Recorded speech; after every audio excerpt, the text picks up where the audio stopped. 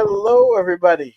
Welcome one, welcome all, and welcome back to the Believe in Iowa State podcast. I'm your host, Tyler Carter, I'm your host, Cody Van Cielo. and we are back today. Unfortunately, our guest, Believe in Arizona, was not able to join us tonight, so we will be doing a deep dive for you, Tyler and Cody. With you, welcome back, Cody. And for this Saturday, why don't you let the fans know about your unique opportunity that you're going to be doing during the game? Yeah. I earlier this week, I got a message from. I received a phone. I was on the phone with the professor within the Iowa State University School of Journalism, specifically for their sports media communication major, which is one of the newest majors at the university. Had a professor reach out to me, ask me if I wanted to take the opportunity to simulate a live broadcast for the Arizona game and get to do play-by-play commentary for the Arizona football game. And I decided, yeah, so I will be on Saturday. I won't be in the stands. It's going to feel a bit weird not being in the stands for a cycle football game, but I get the opportunity to really give like a practice run as to what the ultimate goal is for this new like program, and it is to be able to give students an opportunity to call games live for the student university run radio. So I will be doing that for my Saturday. So I'll spend my Saturday in the press box, really getting a bird's eye view and getting to see the game from a whole new perspective. That's going to be awesome. Can't wait for you to represent the Believe in Iowa State podcast well. I'm very, very excited for you, Cody. We're going to get to the. Oh, did you want to add something? Oh, no. Okay. We're going to get to the preview in a bit, but the basketball schedule did come out, so we're going to look at the men's and women's basketball schedule. Let's take a look at it. We're going to go to full screen. Let's take a look. We're starting off the season against West Virginia at home, and this is on a Friday night. Correct. Yeah. So the home opener, the Big 12 opener will be Iowa State hosting the West Virginia Mountaineers. This will be a Friday night game. So this is a day after New Year's and Friday, because I think the NFL playoffs, or no, I think it's Week 18. Yeah, it's might Week be 18. on set. Yeah, it might be Week 18 football games. Let me just take a look here. My other screen here, but I'm going to guess that there's going to be some like Week 18. Wait. Oh no, it's not there. So there might be something else that's happening on that Saturday. But let me just take a look at college basketball as a whole. But yeah, this is gonna be a unique experience. Obviously, because I'm not used to Iowa State playing college basketball games on a Friday. But hey, what am I to complain about? It gives me something to do that Friday. So it's like, hey, why not? And I mean, we won't. And then I'm taking a look at Saturday. Some more conference openers, but yeah. Iowa State will be opening conference play, hosting the Mountaineers. Obviously, the Mountaineers are coming off a year where they did have Tucker and Darian DeVries. They obviously beat number 2 Iowa State in Morgantown, so you know that the Cyclones would want to exert some level of revenge against the Mountaineers and get their Big 12 conference season off on the right path. Yeah, it should be an interesting start, and then you look really further down, and if you look at the stretch, I'm looking at the stretch from Valentine's Day all the way to March to I'll put it all the way to March 2nd. That's going to be a crucial stretch to where that could define Iowa State's season. You look, Yeah. and that stretch starts off with Kansas at home. Mm-hmm. Yeah, but I mean, before that, I mean, you take a look at like the first half of conference play, and I think this sets up pretty well for Iowa State season, because obviously you don't have really the outstanding road games outside of obviously traveling at Baylor and then at Kansas. And I think and looking at those two teams, the state of those two teams, obviously Baylor having basically their entire roster leave at some point in time. You had that going, and then with Kansas, you have the uncertainty obviously with the health of Bill Self and with the changing landscape of basketball. Some Kansas fans are probably wanting Bill Self to like retire or something. So it's kind of a crazy world we live in. And then you're at Cincinnati, and I mean Iowa State has done pretty decently at Cincinnati, but I mean Cincinnati can never be an easy road game. No road game in the Big 12 is easy. Then on January 20th, which is the first day of classes, I mean commonly known as silly week here at Iowa State. The first day we get to host the Central Florida Knights that Tuesday. Not really know much what to expect from the Golden Knights, but yeah. And then then you're at Oklahoma State. Oklahoma State is notoriously a difficult place as of late for the Cyclones to play at. Mm-hmm. Obviously, you had that loss last year to the Cowboys in Stillwater, and then you host Colorado on a Thursday. And I'm not too sure what to expect out of Colorado. I'll have to look more as we get closer in the season. But then February 1st, which is a Sunday, oddly enough, Iowa State travels on the road to take on Kansas State. And obviously, it's always heated. I don't care where the two teams are in terms of like the record play. These two teams absolutely hate each other. And obviously, Iowa State did get the last laugh last year when they traveled to Manhattan and put a beating onto Jerome Tang and company. And obviously, there's going to be a lot of animosity between Kansas State and Iowa State fans, especially on Twitter. Yes, definitely. That's going to be a toxic day on Twitter, as it always is. We talk about those Wildcats. Also, I believe they have two of the top 10 returning scorers in college basketball on that roster. PJ Haggerty from Oh yeah. and from Memphis. So I think Mhm. K State may be a surprise team in the league this year. Yeah. Yeah. PJ Hackerty is gonna be just a huge piece of that because I mean, obviously, we saw what he did. Down in Memphis. So, just really curious to see how he's gonna fit in with the Wild with Kansas State and company. Um, just that. That's just gonna be one of those like games that it just you don't. I don't know how that game's gonna go between. But anyways, that's the first half of the Big 12 schedule for the men's side, and then you look at that second half, and this is what you're prepping for. This is where Big 12 champions and deep runs in the NCAA tournament are made. This stretch right here. So you start hosting Baylor on Saturday, February 7th, the day before the Super Bowl. So you get some college basketball before your Super Bowl Sunday. You're at TCU February 10th, so trip down the DFW area, and then this 3-game stretch alone, this is gonna probably be the most exciting part of the college basketball season, if you ask me.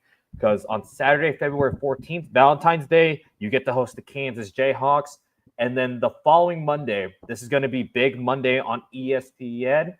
You get to host the Houston Cougars on that Big Man, Monday. And I mean, I think this is the first Big Monday that Iowa State has had since 2017. yeah. Yeah, so really excited for that game. So this weekend alone at Hilton Coliseum is going to be one of the best times to be at Iowa State. And I'm said this is knowing me, I'm going to be an absolute sicko. And as soon as that Kansas game gets done, I might just honestly just sit my ass down in a tent and just sleep. I'm gonna be sleeping at Hilton Coliseum for at least for at least that whole weekend. Just be careful, man. Yeah, knowing how bad the weather is, but I mean, hey, I can at least during game days, I can just move my car over to that parking spot after everybody clears out. Just move our stuff over. But anyways, after the Houston game on Big Monday, Iowa State will get to travel to the state of Utah to take on the BYU Cougars and the Utah Utes.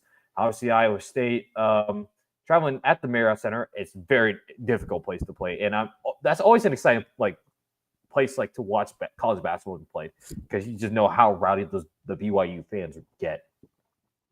I'm honestly traumatized by BYU.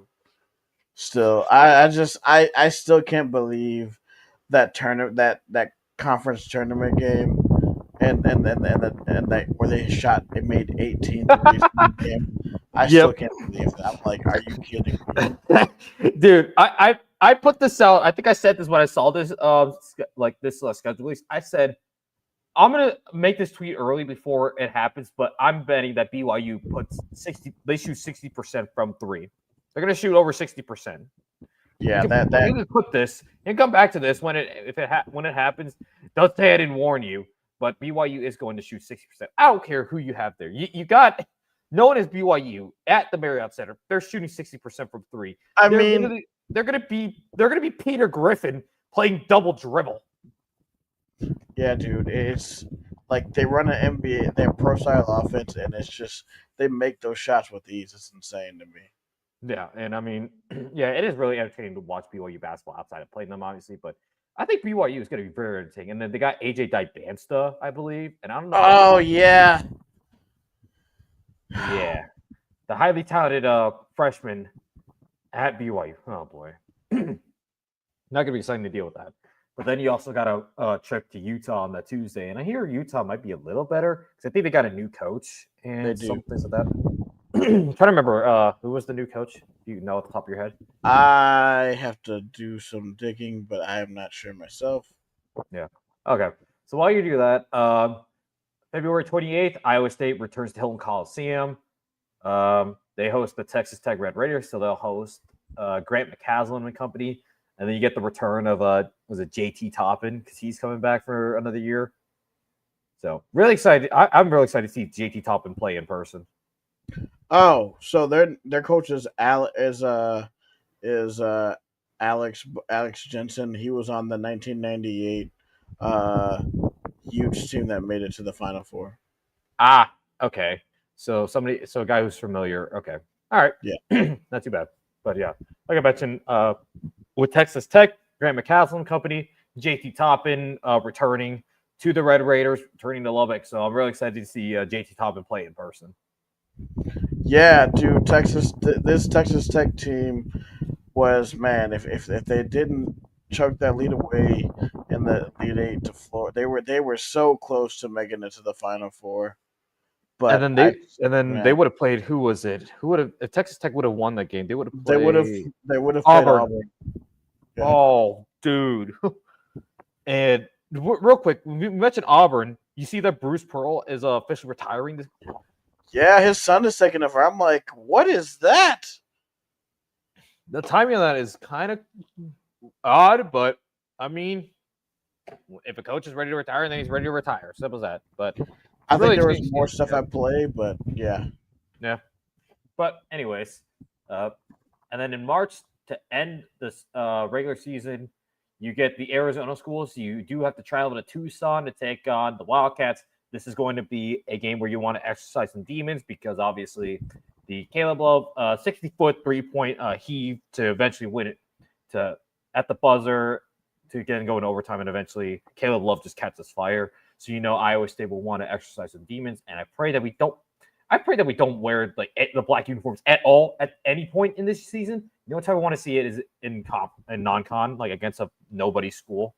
That's the only Yes, time I can be okay with it. But we're not wearing it in Big 12 play. We are not wearing it. I don't care. I agree. I do not like the black basketball jerseys. Yeah. Yep. And then after that, for senior night, you get to host Arizona State. And I believe this is the first time in how long that Iowa State hosts a senior night on senior day on like a Saturday because the last two have been on weekdays against BYU, which is crazy. Mm-hmm.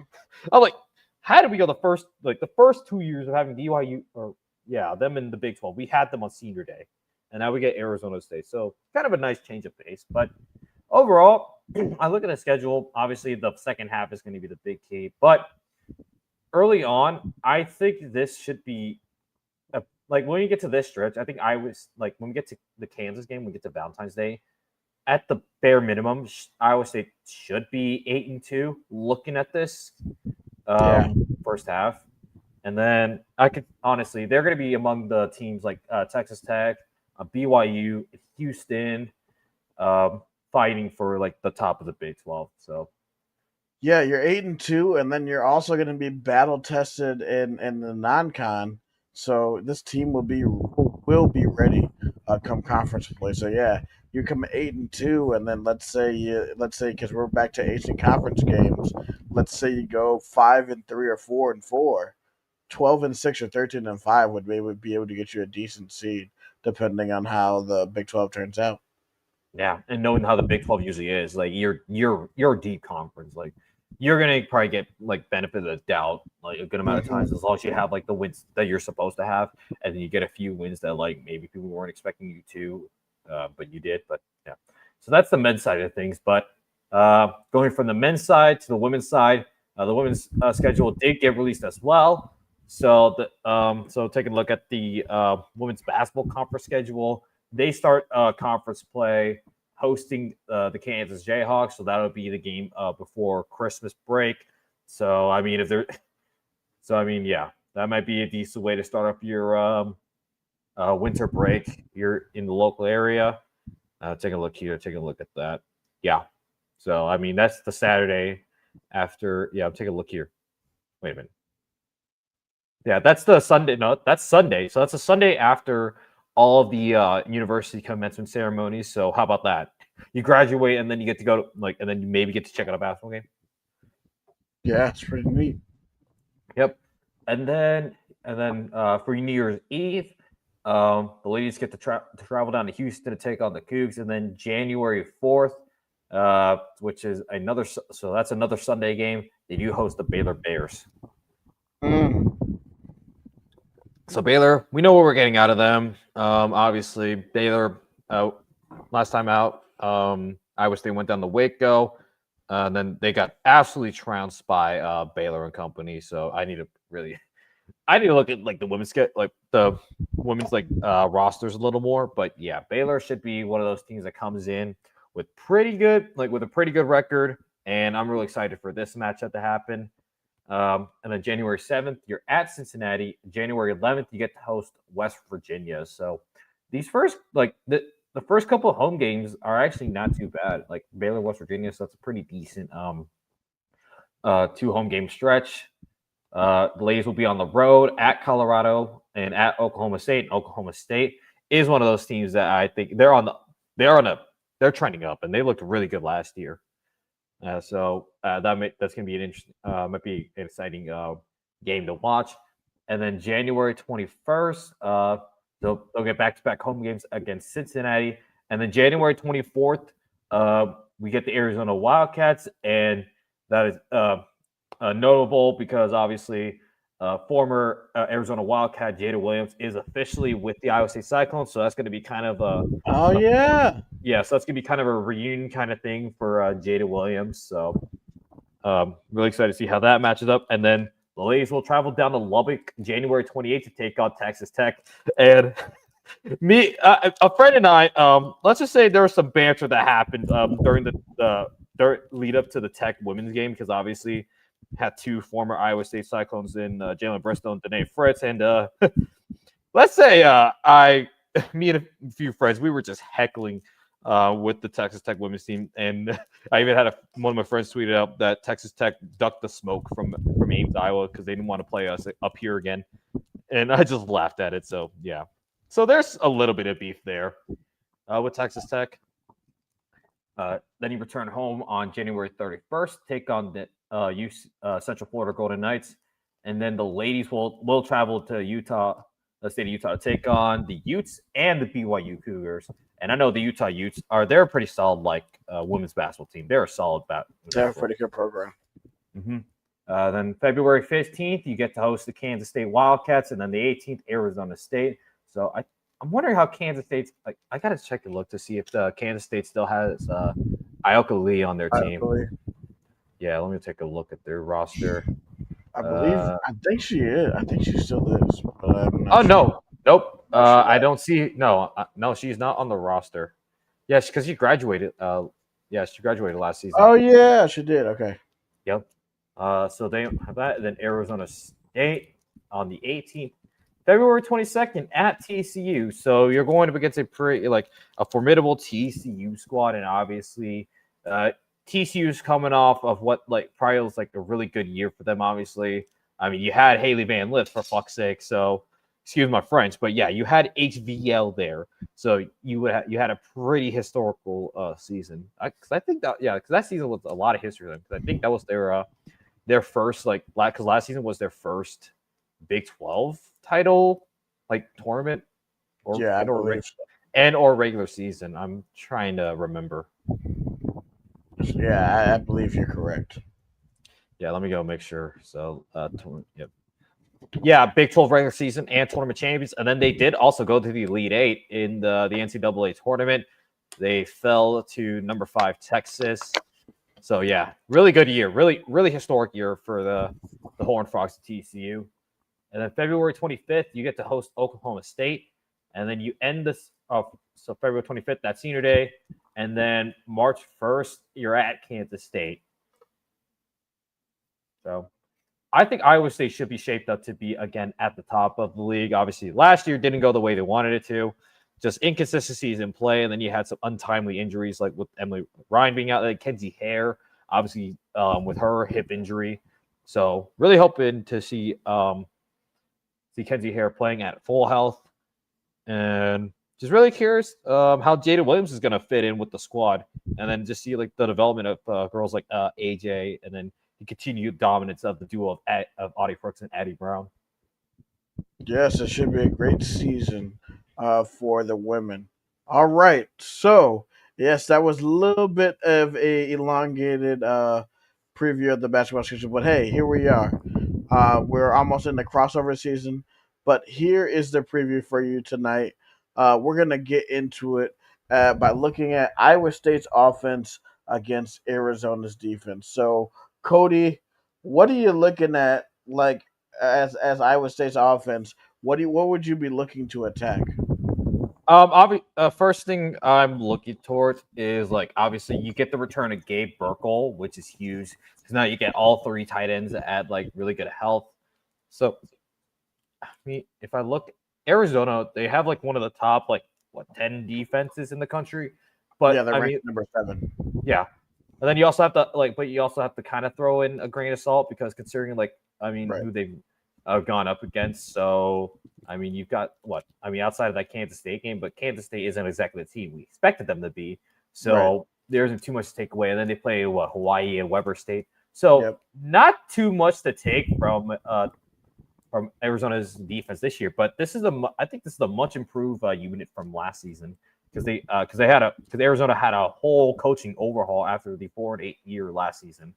So they brought in a new defensive coordinator, brought in a bunch of transfers and etc. So a lot of new pieces, and it looks like thus far they've gelled pretty well. So I think this is going to be probably the first time I really get to see Arizona's defense. And I mean, Arizona, they kind of play a defense where like they don't have like defined roles. It's just kind of like adapting your defense to adapting your position and the players to play positions based on what they see in your what they see out of your offense. So that's just kind of like the understanding that I have having watched like having listened to other podcasts that talk about Arizona and watching some of the games.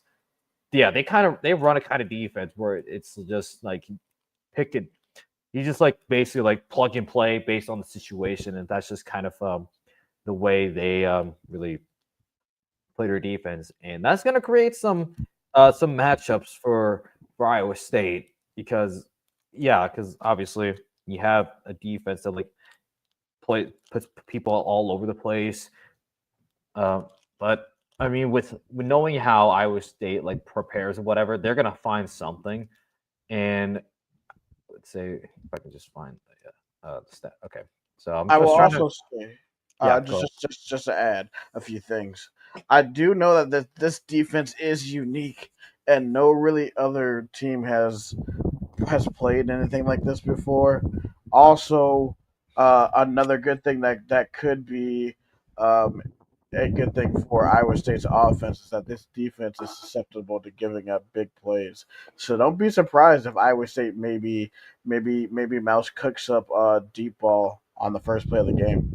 Yeah, and I mean that might have to be that might have to be the case, and especially like obviously we'll get to it later, but obviously with some of like the injuries we have, that might be the case. You might see a more aggressive like Iowa State game plan offensively, just given the situation that we are currently that Iowa State's currently in with the injuries and things like that.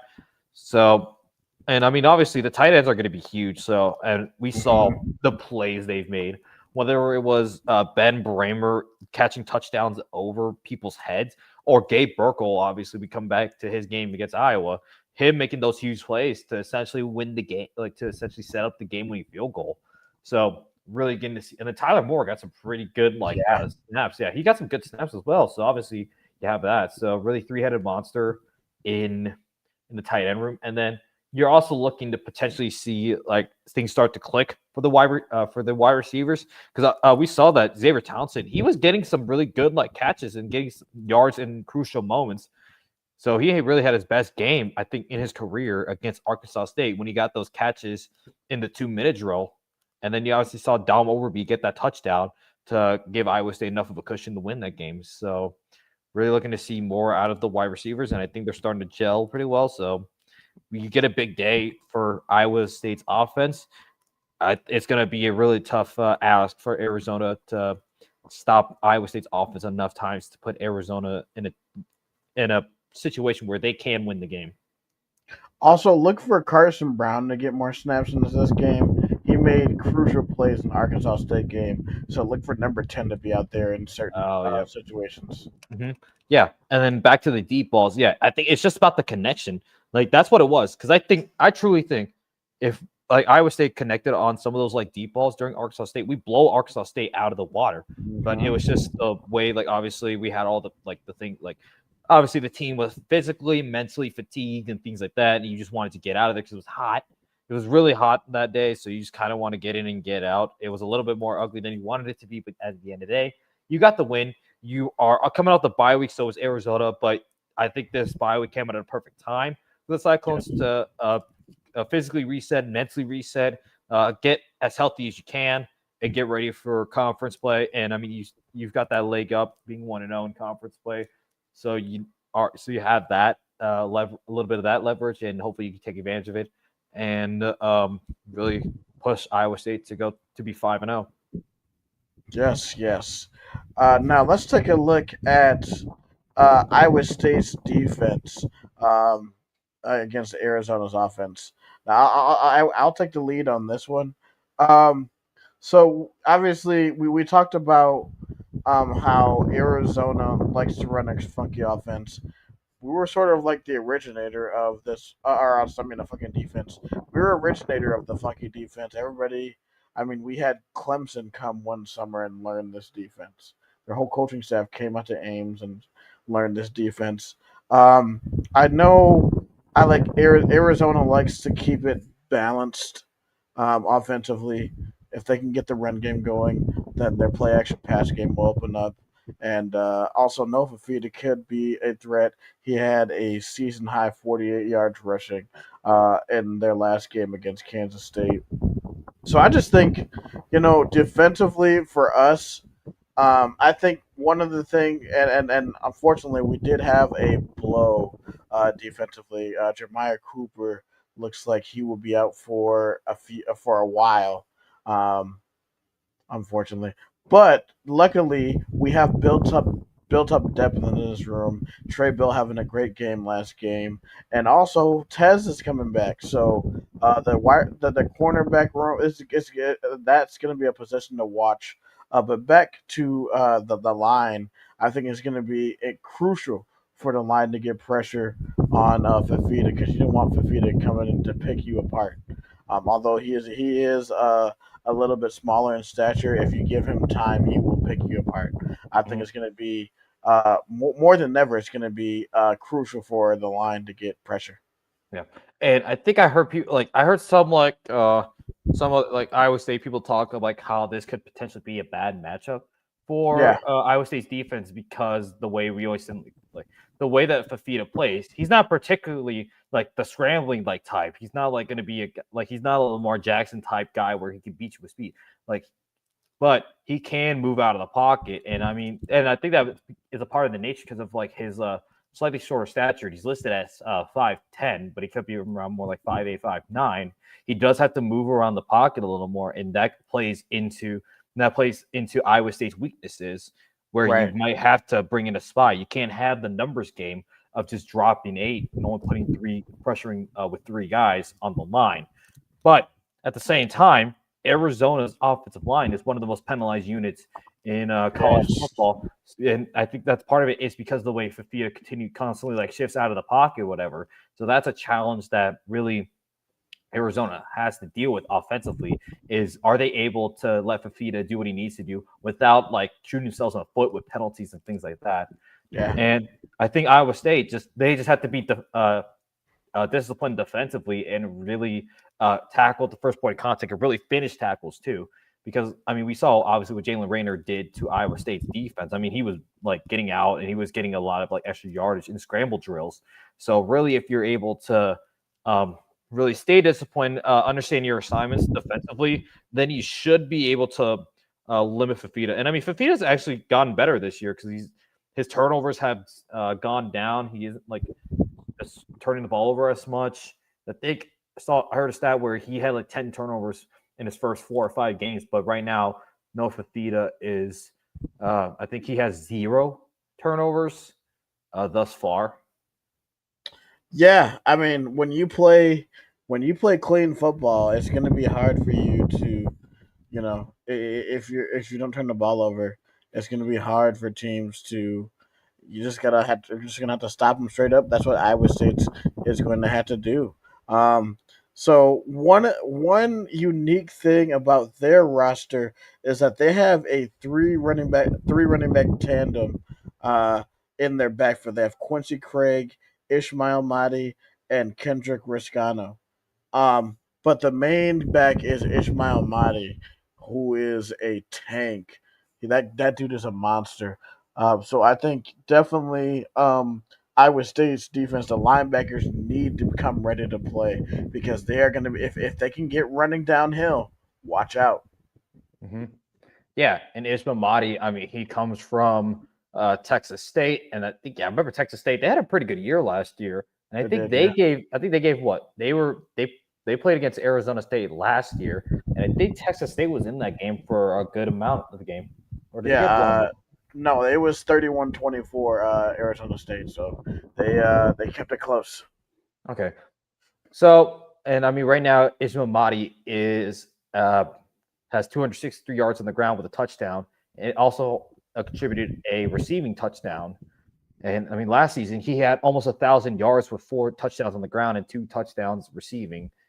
And I mean, he had his best game against Kansas State, 189 yards on the ground for about 8.6 yards. Yeah, 8.6 yards a carry. So he had a really good game against Kansas State, and that's something to really look out for Iowa State's defensive alignment, like their front seven. And Definitely. yeah, and speaking of the front seven, Carson Willick is Yes. among the other Oh my guys who's gosh. returning, and that's going to be huge for the Yes, it is. linebacking core because obviously he had been out since the Kansas State game. So really good to see that Willick is going to be playing in this game, and it's some more injury reports. Aiden Flora is back for the Cyclones, so he'll be back. I'm guessing he'll be like the primary return man because obviously we saw his returns in the South Dakota game where he Yes. had those 2 great punt returns, and then we saw in the second one he tweaked his like hamstring, and that kept him out for a couple weeks. But that is probably a good thing to see. And obviously, the big news outside of Jeremiah Cooper being out, Kyle Conradi is not expected to be playing in this game. Whew. So Yeah. so in addition to our other kicker, Jace Gilbert, already being out, Kyle Conradi is not expected to be playing this game. And yeah, what a world we live in where it's the same year, but yet it's a new year, yet we still have injury problems. But this time, it's in the kickers. Nobody prepares to have both of your kickers be injured within the first 5 weeks of the season. Cody, it's the most Iowa State thing to ever happen.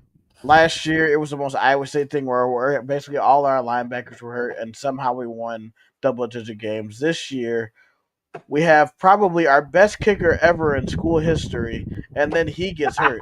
Like, what did we do to deserve? What did we do to deserve this? Like, Yeah. come on. Okay.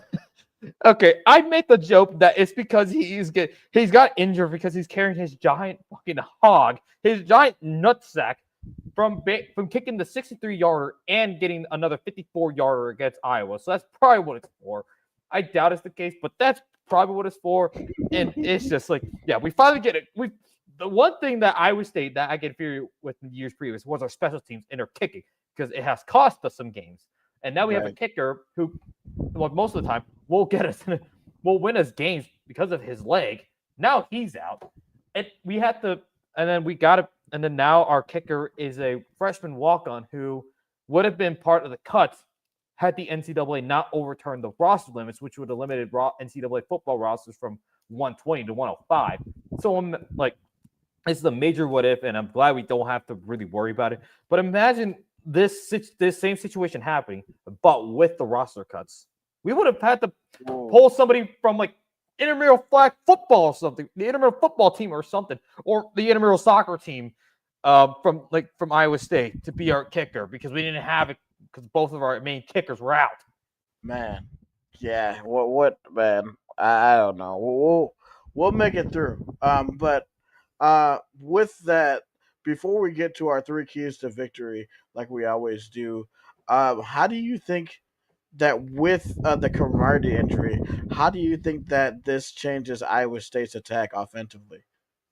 I think this is going. I think this is going to allow. This is probably going to have like Matt Campbell may open the door, like open some liberties for Taylor Mauser to be more aggressive when it comes to situations inside the 30 and inside the red zone.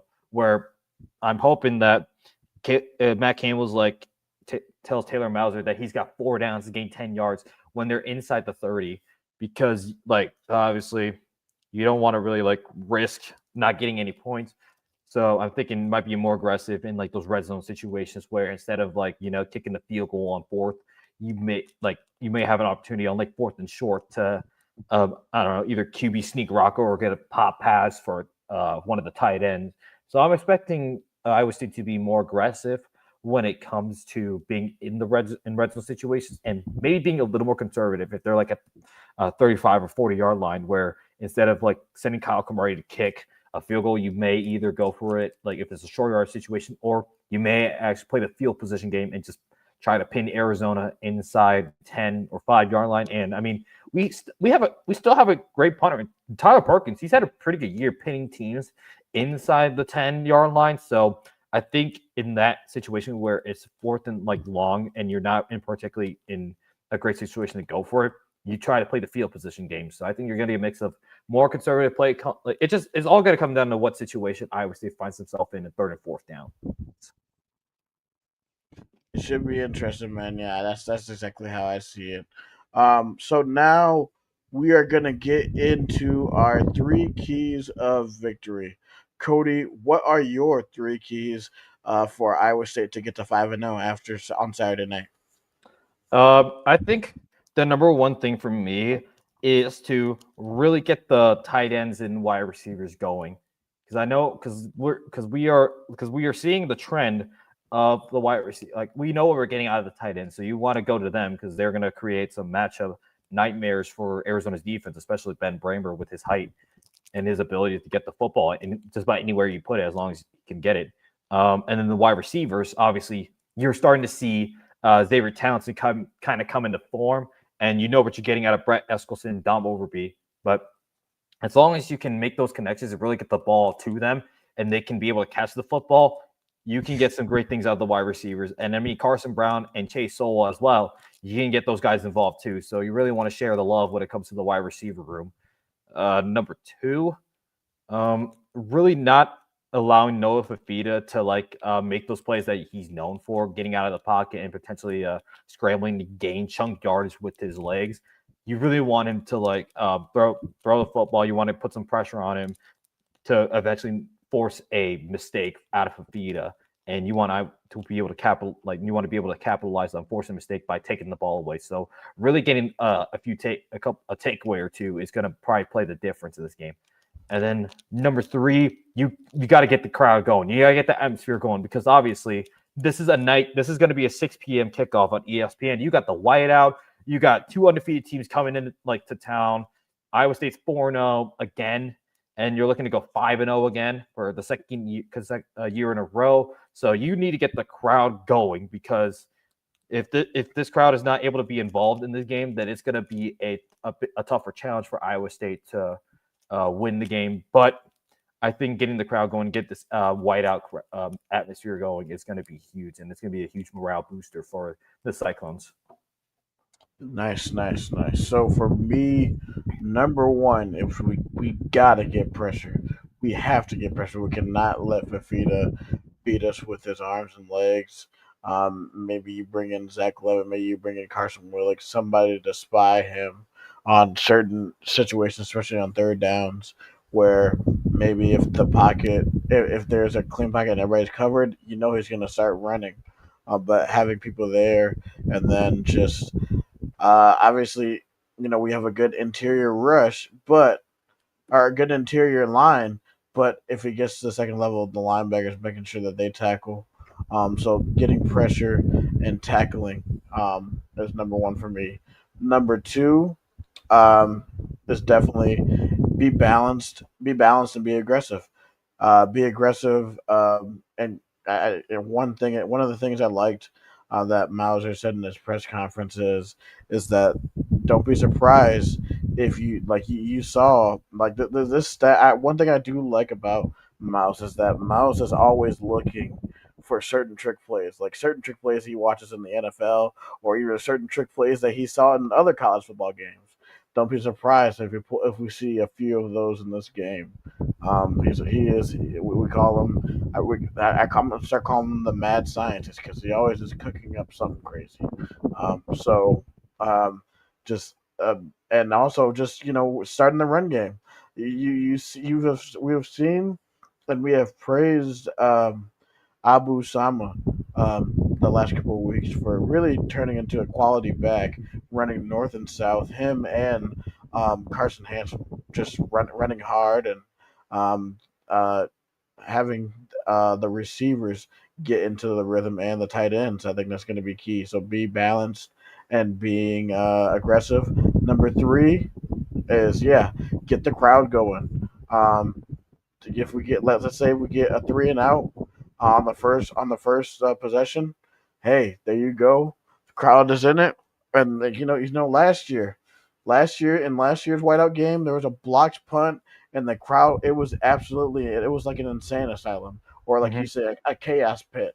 Like we Yeah, make Jack Trice a chaos pit, and those are my three keys to victory. yeah, and I mean, you mentioned last year's whiteout.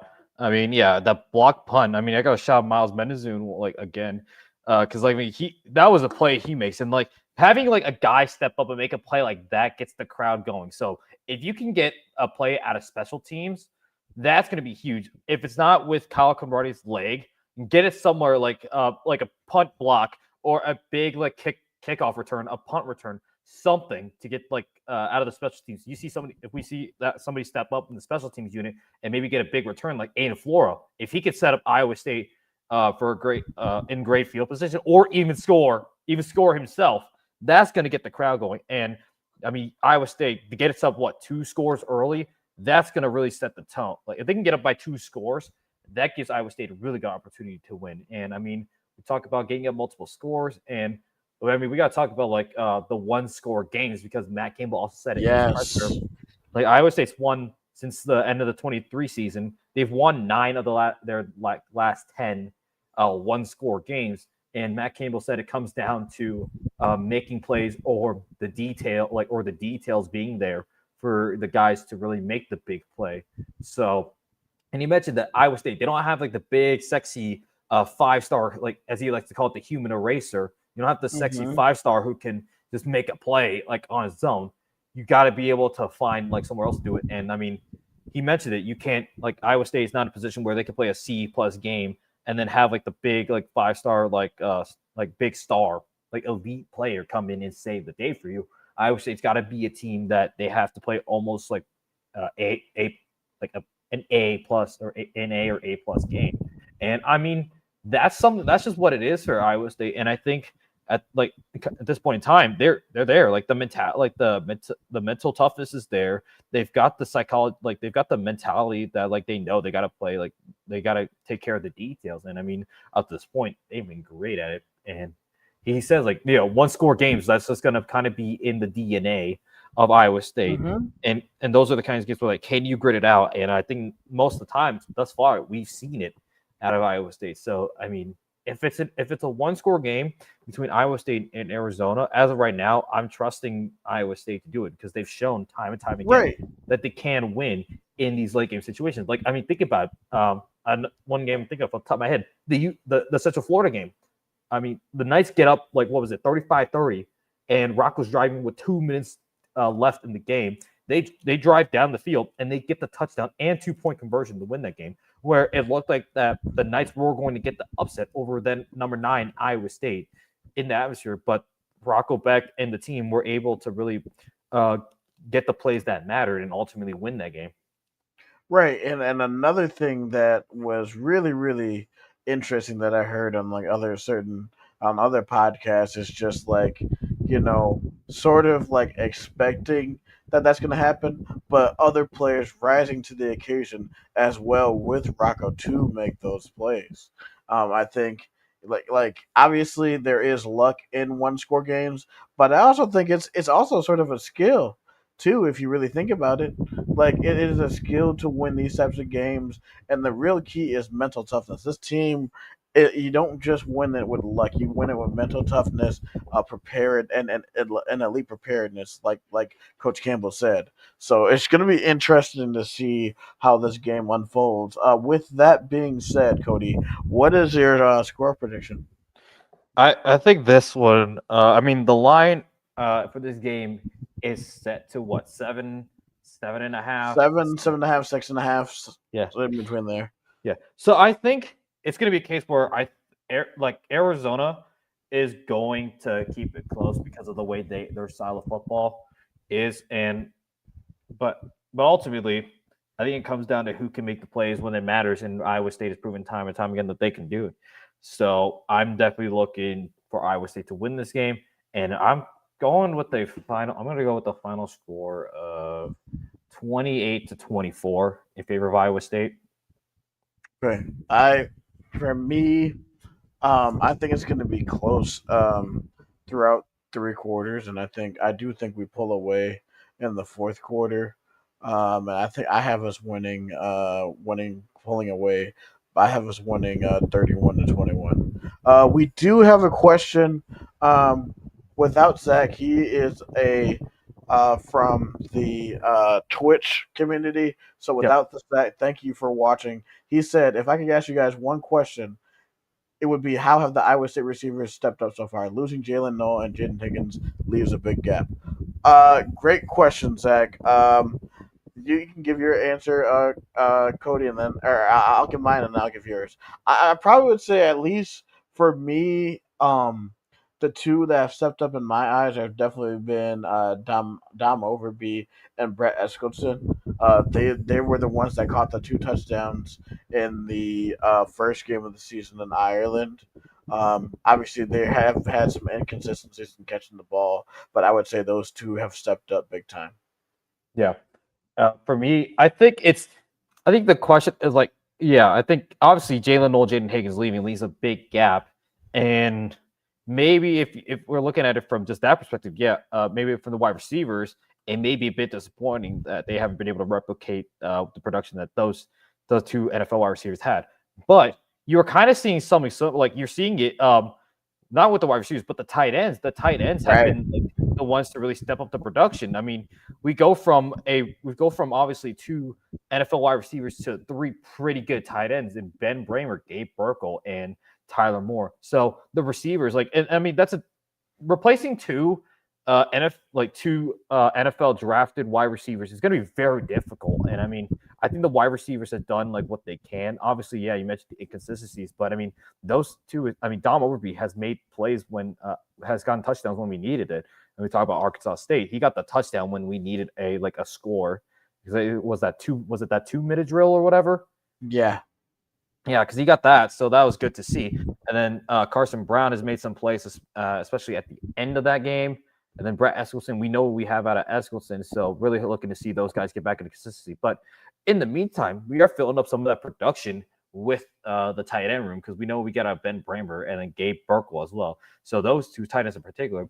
I mean, you still have a really good tight end in Tyler Moore, and I mean, he's a part of he's been there for a while, so he knows what it's like to play for Iowa State. I mean, he's been in the jersey for quite a while, so he knows what it means to be a Cyclone. So really, you're seeing the production and I mean, you're in a situation where you don't necessarily need those two to you don't need two guys to really get all the production because now you can share Right. the love with the wide receivers, the tight ends, and even the running backs because you're obviously what you have out Carlos Hansen, but like we mentioned earlier, Abu Samba, he's definitely he's definitely improved. And we're starting to see glimpses of what he kind of had his freshman year. He had a sophomore slump, but then you can see that I think Abu Sama, he's gotten better with his field vision, and I think he put on some muscle as well. So he's a little bit heavier. I mean, we saw him truck a dude on his way to scoring a That touchdown. was Yeah. beautiful. Yeah. And then he had that, and then if the penalty didn't happen, he would have had another explosive Oh, touchdown. I mean, we saw that stat where he had 0 touchdowns of less than what was it, 15 yards or something. yep. So yeah, you have two home run hitters in the running back room, and if you can get production out of them, then you don't necessarily need to worry about having a lot of production coming out the wide receivers. But I think it's good that we are starting to see, and then it's good that we are starting to see Xavier Townsend make plays when he needs to. So really looking forward to see what he does. And I mean, I think down the stretch there may be a game where you need the wide receivers to step up, and I think we Oh got the yeah. guys that are capable of doing so. So I think in short, to answer your question, it's yeah, I think with the gap of wide receiver, you got guys you're not just seeing it from two guys on this Iowa State team. You're seeing the ball being spread around a lot more, and I think that's good to have a well balanced offense. So that way you aren't relying on just one specific unit to get your offense going. Because if you don't have that, then you may not have as potent of an offense. Right, and then and in turn that makes having a balanced offense makes Rocco a better quarterback. Mm-hmm. All right, so that was a good talk. Thank you for the question, um, Zach. But we are going to move on to Big 12 news. Thank you guys for tuning in. I know this is going to be a more long winded preview, but it's all right. We have 50 people tuning in. Thank you, sickos. But there has been some crazy stuff going on, Cody. We got to start off with. The biggest news probably of the week is Mike Gundy getting let go by Mm-hmm. the Oklahoma Oklahoma State. State Cowboys. Yeah. So this was reported on Tuesday. So this is on Tuesday. I think I mean at the Heartland College Sports article, so I'm reading right now. So this was posted on Tuesday afternoon. Oklahoma State had officially fired head coach Mike Gundy, ending a tenure that spanned 2 decades and reshaped the program's identity. The decision comes after weeks of mounting pressure following a brutal start to the 2025 season and years of growing unrest among the fan base.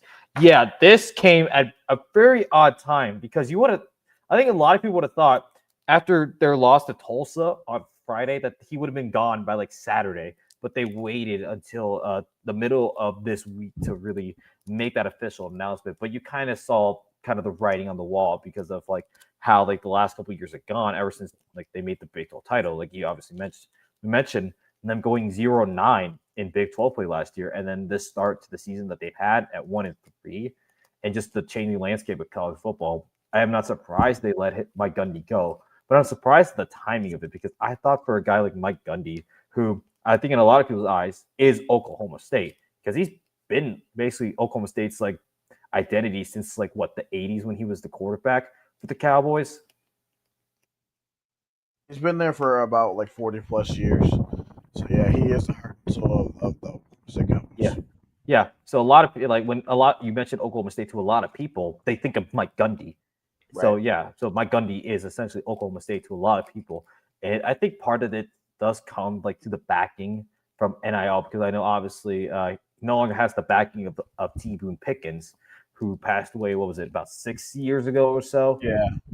So yeah, ever since you lost that backing, it's been really turbulent times for uh, like for the Cowboys, and obviously with Oklahoma State's like their status, like in their like as like an athletics program, they're in kind of a situation that I think Iowa State is in too, where it's like you don't necessarily have the big donor pockets, but Right. I mean, winning cures a lot, and that's what you've been seeing out of Iowa State, and you're not seeing that in Stillwater. And plus, you're in the same area as the Oklahoma City Thunder, and obviously with Oklahoma City's recent NBA championship, and then obviously being not too far from the Dallas Fort Worth area, you know, a lot of people are going to be paying a lot more attention to the Dallas Cowboys and all the Dallas like pro teams down there. It's kind of difficult to get attention to Stillwater unless you like are winning.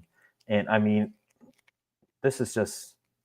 I mean, It also doesn't help either. Sorry to interrupt. go It ahead. also doesn't help that they're not the it brand either. The Right. it brand is in Norman. So I mean, Yeah.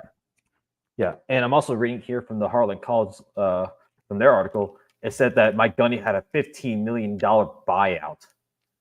It sounds like, yeah. So this thing is probably going to put Oklahoma State not just in that like in financial they're going to be put into a pretty rough spot because of not just the $15 million buyout, but who knows how many people are going to be transferring out of Oklahoma State now that Gundy's out.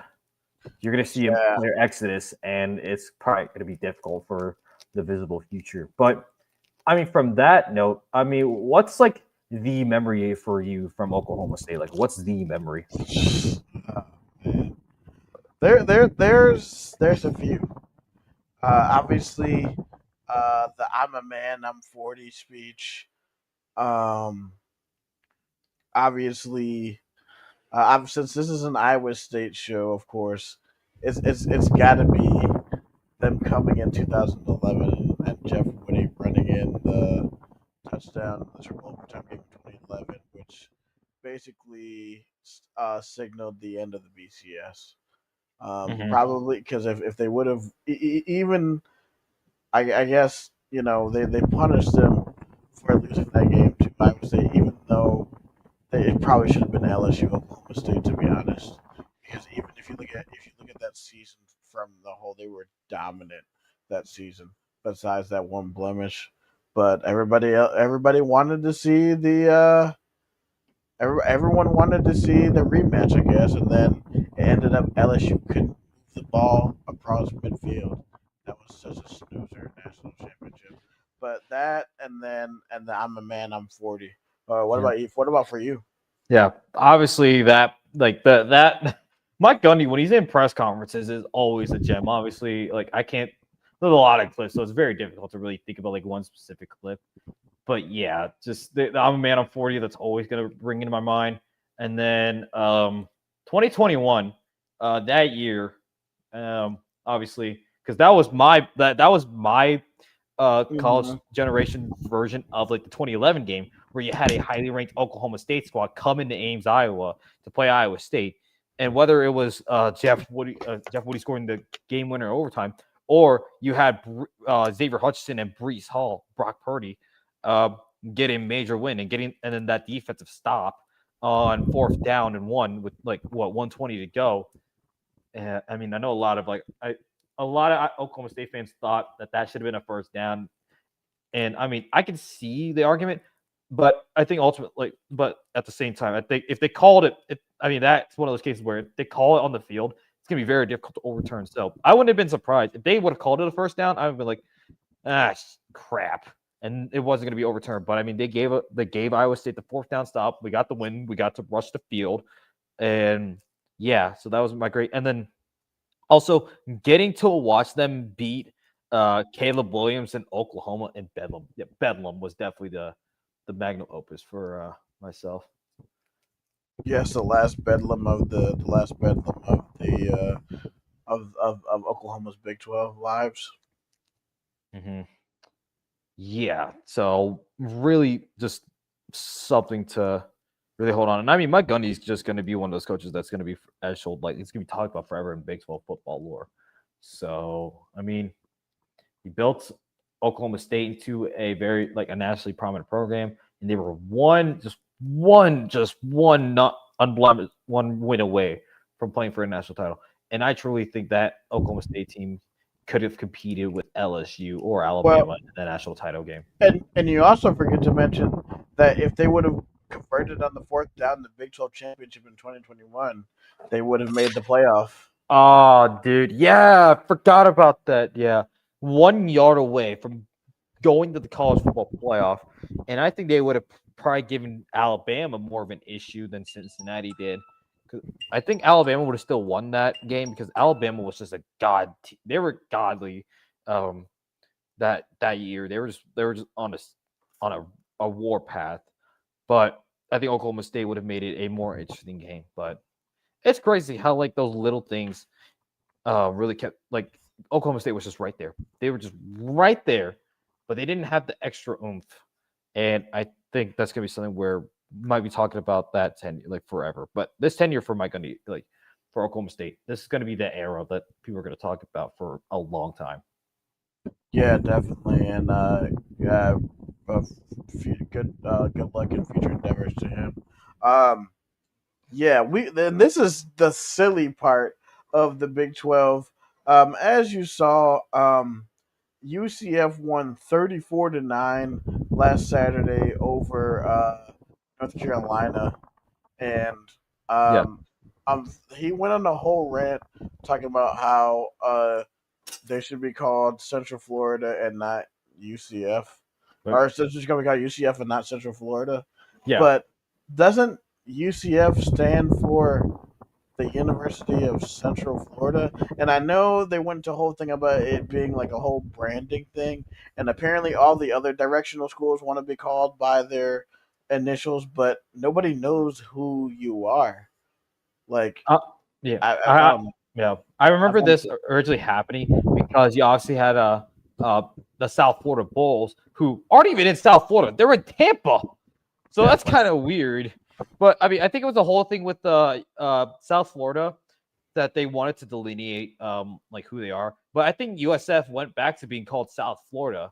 So I think that's working well for them. And then it's not even an issue. It's like, okay, like it's like if you want to be called UCF, fine, but don't get into a bitch storm when people call you Central Florida, and that's the problem. Once you start making an issue of it, like once you start taking it personal, like if UCF would have been like, whatever, like we don't mind it, but the fact that Scott Frost is making the storm out of it, people are going to do it out of spite. You're putting more gasoline on the fire by constantly complaining about, oh, we want to become like we're calling UCF, we are not Central Florida.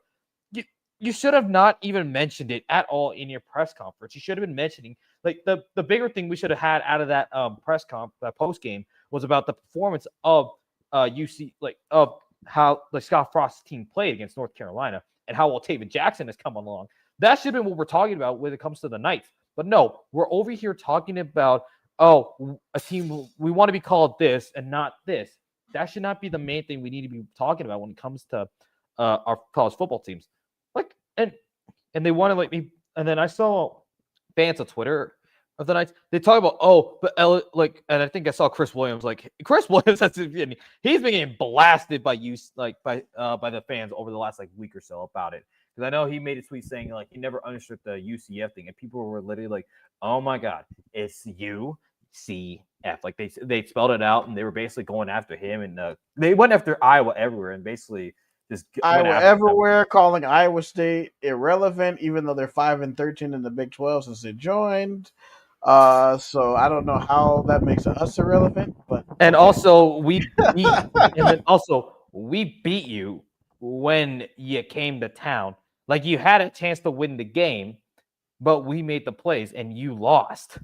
You lost the game because you had RJ Hart running all over us, and we still found a way to win the game. So at the end of the day, it's about what the scoreboard says, and we beat the Knights. We beat them. It's just like imagine like calling like if we okay, let's just say like because we get it with LSU, Louisiana State. I mean, not a lot of people are gonna like that. That's a long thing to say. And then you got UCLA, University of California, Los Angeles. That's a long thing. That's like a long like a phrase to say for people.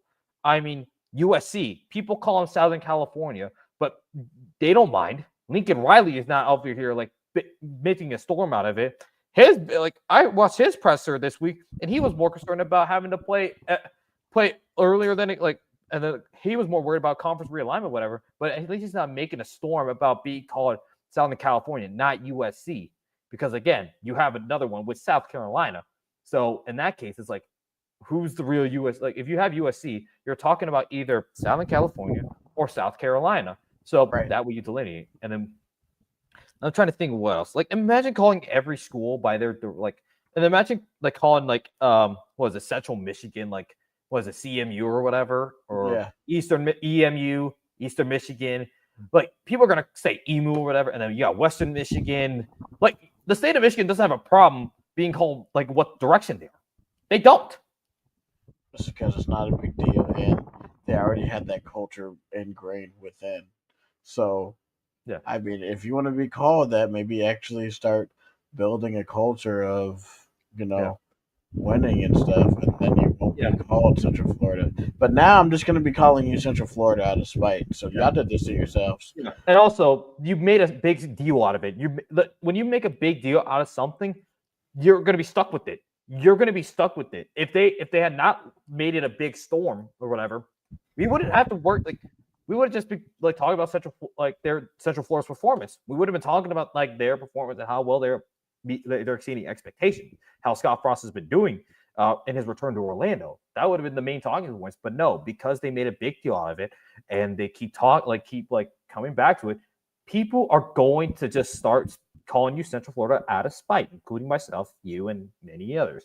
So maybe next time, don't make a big deal out of it, and it's not going to be blown out the water because you got triggered by it. Don't. That's just simple. Don't let certain things trigger you. And we apparently have found their button. We found Central Florida's button to push. Yeah, y'all did this to yourselves. But now we're gonna take a look at uh, the Big 12 slate, and then we're gonna take a look at a few national games since we're running very very long on time. We're gonna take a look at the Big 12 slate real quick. We get started on a huge game Friday night at 8 o'clock on Fox. Number 24 TCU goes into Tempe and plays Arizona State. Hmm. Yeah, definitely. This is going to be a fun matchup because of obviously we're seeing TCU's offense and how they've come alive, especially the Josh Hoover to Eric McAllister connection. We saw that in the battle for the Iron Skillet. Eric McAllister just taking over that fourth quarter essentially, and just he basically won them that game. Like, he basically was the big spark. I mean, he had 254 yards and 3 touchdowns on the night. So I'm really excited to see how they're going to match up against what's going to be their best defense, the best defense they're going up against so far in Arizona State. Yeah, Sam Leonard versus Josh Hoover, elite quarterback matchup. Josh Hoover, his numbers, man, look at that: 1,000 yards, 11 touchdowns, 2 picks. He is probably in, and probably one of those names that you're gonna see probably in November and December on Heisman ballots. Mm-hmm.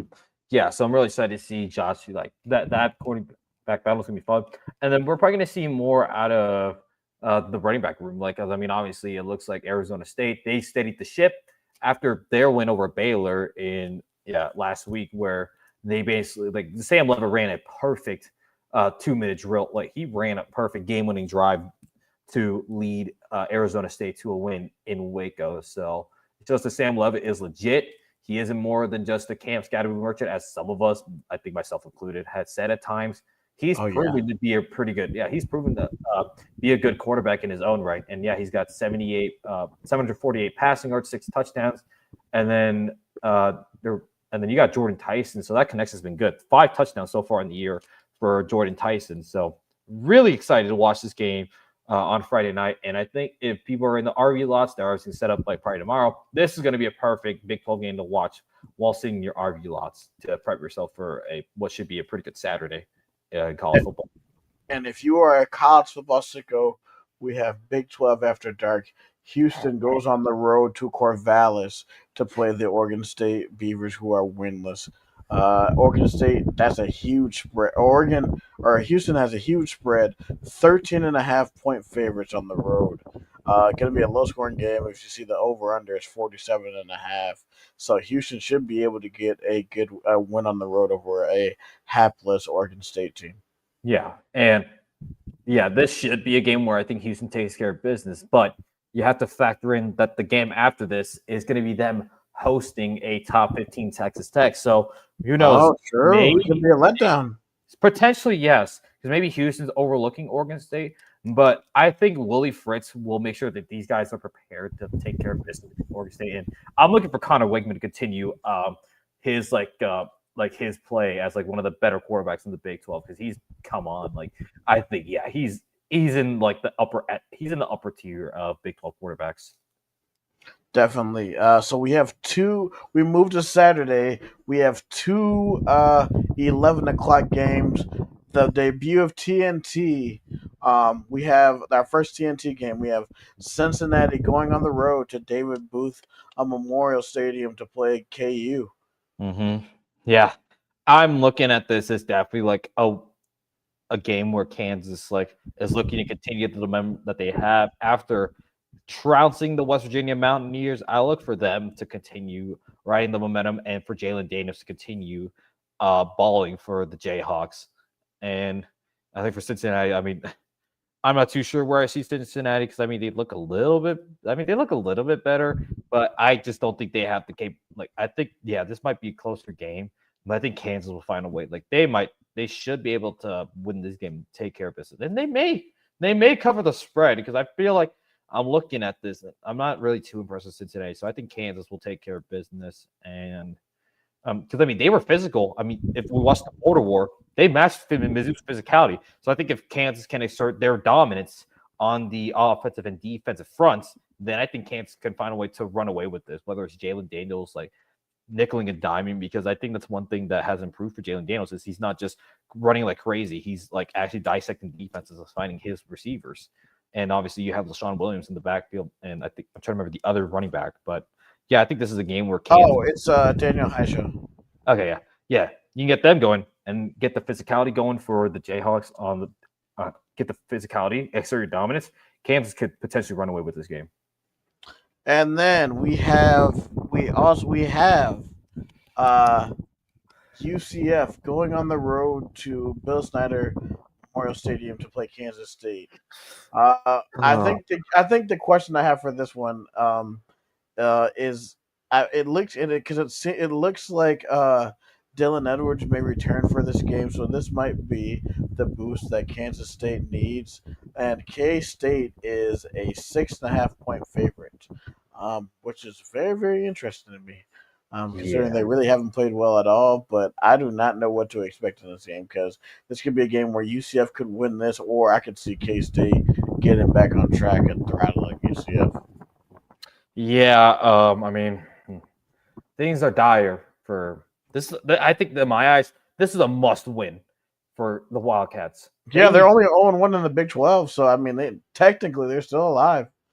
yeah, but I think they just need this for morale. Like, I Yeah, don't know, with the way the Big 12 race is shaping. I think right now your top teams are Texas Tech, Utah, TCU, and Iowa State in no particular order. right. Well, I mean, Texas Tech is clear number one. I excuse me.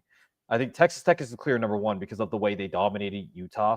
But yeah, Kansas State needs to just get a win to really uh kind of like settle everybody and like say like we can still win football games. So I think this is I think this game is going to tell us more about Kansas State than it does Central Florida. Definitely does. We also have a game at 2:30 on ESPU. Baylor going on the road to Stillwater. This is going to be wow. Look at the spread. Oh, Holy crap. I 20.5 point favorites. I did I not expect the spread to be this wide. didn't either. Holy crap. Wow. Mike, I need to see like what Oh, was the trend. I don't know. Have we seen the trend of like the betting like of this spread like before Mike Gundy got fired? Because I don't remember seeing like I what don't was it remember before. what it was before. I think it might have been what like shoot, I don't even know. Yeah. But man, this must have just updated itself because golly, Yeah. Yeah. wow. So yeah, this honestly, I think this is a game for Baylor to like. I think they want to get back into the win column after what was a down to the wire game in Waco against Arizona State, where I think they were right there, but I think they just had some like turnovers and penalties Mhm. that kind of shot themselves in the foot in that game, and those like crucial moments really lost them the game. So I think they're wanting to clean it up. And I mean, I guess if there's an opponent to really do it against, it's Oklahoma State right now. While they're in as turbulent of a state as they are, this is probably the perfect spot for Baylor to get right because obviously you have a demoralized Oklahoma State team. They just fired their longtime head coach, and there's a lot of turbulence going on in Stillwater. So this is probably the perfect time for a team to really get right. And I think Baylor needs should take the opportunity. And we may be seeing a field day for Sawyer Robertson, Bryson Washington. Yes, yes. So that should be interesting. Utah. This is a maybe possible get right game for them. Can they get right against West Virginia going into Morgantown? For me, this is my upset pick of the week. I think that West Virginia is going to upset Utah home. Mm-hmm. Yeah, I mean, Utah having to travel across the country, go to Morgantown. This is really interesting spot for them because I mean, obviously they're coming off of getting absolutely like both teams are coming off of what was them getting their asses handed to them, no doubt about it. Utah just got out physical by Texas Tech's defensive line, and yeah, and with West Virginia, they just were out. They were. It's like the team was stuck in Morgantown uh, after beating Pitt.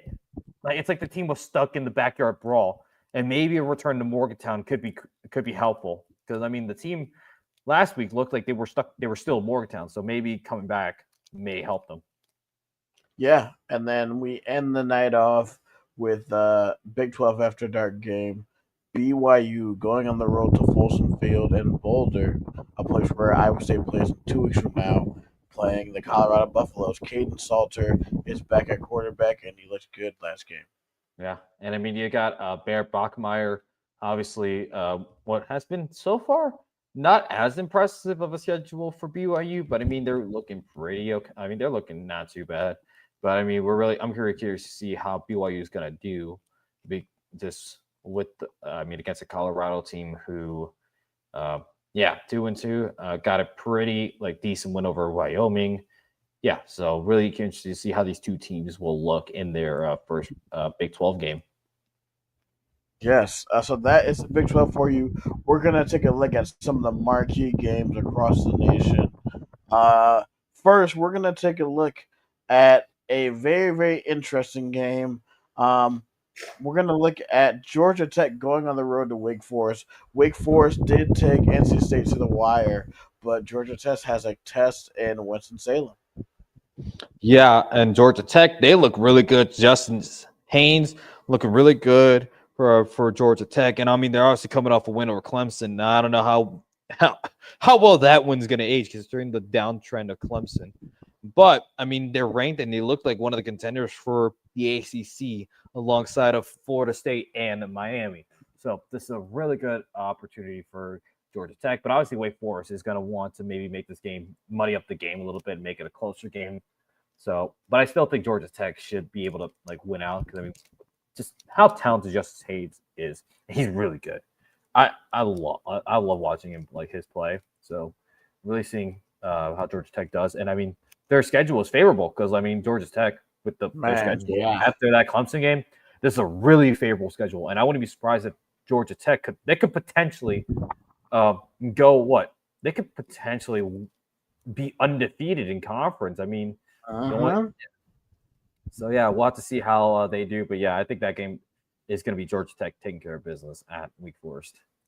Yep, and then we have the big noon game, USC going two time zones, playing at a 9 a.m. start, going into Champaign, playing the Fighting Illini, who are trying to come off of a freaking 53-point loss to Indiana and Bloomington last week. Yeah, I think that after that game at Indiana, some people might be asking, was Illinois like overrated? Because and I mean that's a fair argument because I mean they didn't It is, yeah. it was not close like that it was not close at all. The Illinois just got just physically like they got the domination of Indiana's like offensive like their their physicality. Illinois could not match, so we'll have to see. And I'm hoping we're seeing that maybe Illinois could potentially find a way to rebound so they can still be alive for an at large. But yeah, USC. I mean, Jordan Mailata is looking really good. 1,200 plus yards, 9 touchdowns, no picks, and I mean they're coming off a pretty convincing, like they had a 14-point win over Michigan State, and this is the start of what's going to be a pretty interesting stretch for Southern California USC, because they're at Illinois, then they host Michigan, and then they're at Notre Ooh. Dame. So that 3-game stretch is going to be huge for Lincoln Riley and company. Yeah, well, speaking of Notre Dame has a very interesting matchup going on the road to Fayetteville. Probably Arkansas's probably biggest game probably ever in like years, probably in years. Playing number 22 Notre Dame, they go on the road to Arkansas. I I mean, think this is going to be points galore. The over under is 63.5, and Notre Dame's defense is not good, so I think there might be points galore in this one. Yeah. I mean, yeah, you mentioned the biggest game in years. Actually, for Arkansas, you remember last year, they beat number 4 Tennessee That in is true. Fayetteville. Yeah. So, I mean, they have the capabilities of upsetting a team. And Sam Pittman, like, he can potentially get these guys ready to go. I mean, yeah, Notre Dame has obviously 1 and 2, but those are, I mean, people are going to say those are two really good teams. That's basically they're 1 and 2, but I digress. So that's going to be a really good, that may be a good opportunity for Arkansas to get what should be a signature win, because I mean they had Ole Miss, they competed with Ole Miss right until the end, and I mean if they don't fumble the football where they did, Arkansas probably either at least ties the game or potentially wins it. I don't know. But I mean, they have been in positions to win these games, but it's just gonna be a matter of can they stay composed, because I mean they had a 28-10 lead over Memphis, but they choked that lead. So it's just a matter of staying in the game mentally and not really collapsing when things aren't going your way. So I think that's going to be a good mental test for Arkansas. Real quick, Vanderbilt, their Pavia is looking good. I mean, they just come off putting 70 on Georgia State after they lost to them last year. They put 70 on Georgia State. They do host Utah State 11:45, so I think Vanderbilt 23.5, and it's crazy. We live in a world where Vanderbilt's good at football, but welcome to college football in 2025, I guess. Vanderbilt's good at college football. Vanderbilt's good. Iowa State's good. Indiana's good. Yeah, Indiana is good and is a machine. Like, who would have thought, bro? Yeah. So I think that's gonna be something to look up. But and then we got the 2:30 game on CBS. Number 1 Ohio State travels to Washington to take on the Huskies. I know some people thinking Washington can be they could be right there. It could potentially give Ohio State some troubles. So some people might have them on upset alert because that spread's only 7.5. Yeah, I mean, this is Julian Sain's first road test, and Seattle is a tough place to play. So we'll see how Ohio State comes in there. Yep. Also at 2:30, we've got a big matchup down in Oxford. Ooh, Number 4 baby. LSU rolls into town against number 13 Ole Miss. You know that Ole Miss wants to get that win back after losing in overtime in Death Valley against the Tigers. So, and Ole Miss is a 1.5-point favorite. So this is going to be this 2:30 window is pretty decent, because then you also have number 9 Texas A&M hosting Auburn. And I'm surprised Auburn was unranked, because I mean, considering they played a pretty good game against, they were right there with Oklahoma. Mm-hmm. And they were one uncalled penalty away from potentially the game going overtime. And who knows if Auburn wins that game, because we obviously saw the SEC come out with that statement saying the intentional deception they should have called that back or whatever. It should have been 15 yards Right. no touchdown. So Auburn has a gripe, but I mean, they can have an opportunity to right that by going into College Station and beating number 9 Texas A&M. And then we mentioned Indiana earlier. Number 11 Indiana travels to Kinnick Stadium to take on the Iowa Hawkeyes. And this is the first time since 2022 Michigan that Iowa has hosted a ranked team in Kinnick. Yeah, I mean, look at Fernando Mendoza's numbers. He has 975 yards and 14 touchdowns. Dude, they had a field day against Illinois, and I mean I'm hearing Iowa fans they're actually worried. They are worried about what Indiana can do because Iowa's defense isn't exactly like or Iowa's defense isn't what they used to be because you know like how Iowa's defense always is like physical and they know their assignments whatever. Iowa's defense has not been the same these last couple of years. I think. I mean when you lose like all American linebackers, it's difficult to replace them and it's just the physicality. And they saw what Indiana's like line did to Illinois, so that's one thing they're concerned about. And I hear some people are saying that Iowa could lose this game by double digits. I mean, we'll have to see what happens. I mean, it depends on how Indiana comes in. If Iowa is able to make them play their type of game, that might be their only chance. But Iowa also is going to have to convert and actually score points in Yeah, this one. So we'll yeah, see how that goes. yeah. The big thing for Iowa is they got to get pressure on Fernando Mendoza. They cannot allow Mendoza to just sit comfortably in the pocket and dissect what I think is a weak second, like what is weak secondary, at least the Iowa standards. Yes, yeah. So that should be interesting to see. I'll be keeping tabs on that in the tailgating lots. Yep. 3:15 on SEC Network. The Vols go on the road to Davis Wade to a very, very surprising and undefeated Mississippi State. Ring those cowbells, Mississippi State, because this is a perfect opportunity for them to get an up. They look like they could potentially get the upset. I know some people might be like that could be a game where Mississippi State could like give Joey Aguilar some problems because I mean they were able to give Sam Levitt trouble. So if they can do that to Joey Aguilar, they could potentially get the upset over Tennessee. So watch Man, out for that. can But you imagine if Mississippi State starts off 5-0? with What? wins, yeah, with wins over the reigning Big 12 champion and a top 15 Tennessee. Man, what?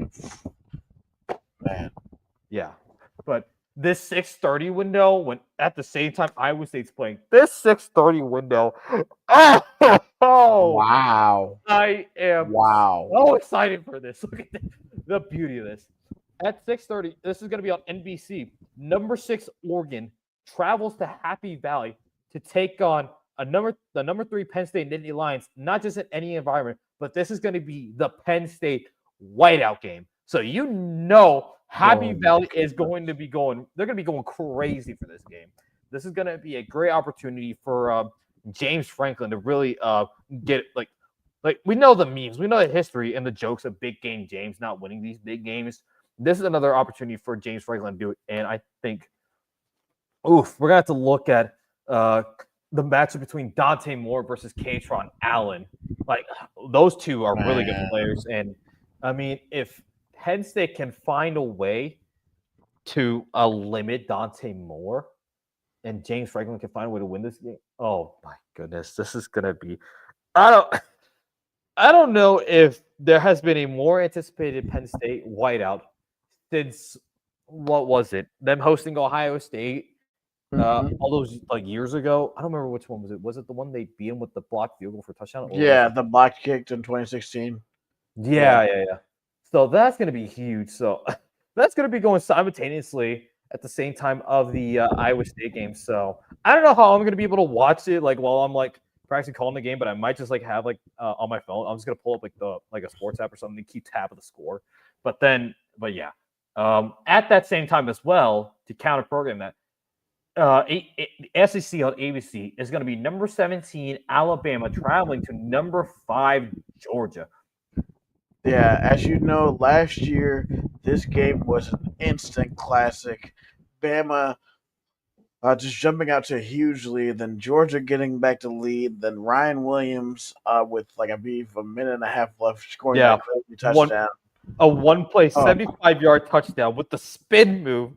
Oh, dude, that game was a classic. That's a classic. But I mean, you look at Alabama; they look like I think they feel good after what was a convincing win over Wisconsin. And Ty Simpson looks better. He looks better. I think he's gotten a little more comfortable. I think they might have shaken off some of the rust of what was that Florida State game. So really looking for Alabama to be a better squad. But man, Georgia, I think Gunnar Stockton. He's actually the offense for Georgia has done enough. Like I think Gunnar Stockton has done enough. Gunnar Stockton is coming into his own. Yeah, I think he's starting to get more comfortable, and obviously getting that win in Neyland Stadium over a raucous crowd and a team as good as Tennessee. I think he's got some confidence, and I think that's going to help in this game against Alabama because I think Kirby Smart's looking at this game is like, okay, we know what Alabama is. They may not be the Alabama or Nick Saban, but this is still an Alabama squad with a pretty good coach in Kalen DeBoer. So they're still going to prepare and prepare the butts off and just, yeah. And Bama needs this one badly because, man, Yeah. imagine if they start 2-2.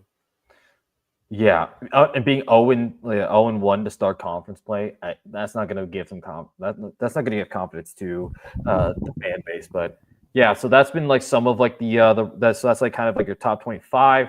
Real quick, take a look. It's like some of the non-ranked teams. There might be some G5 games to really look out for because I mean, I got to look at the American real quick. Oh yeah, East Carolina is putting it on Army.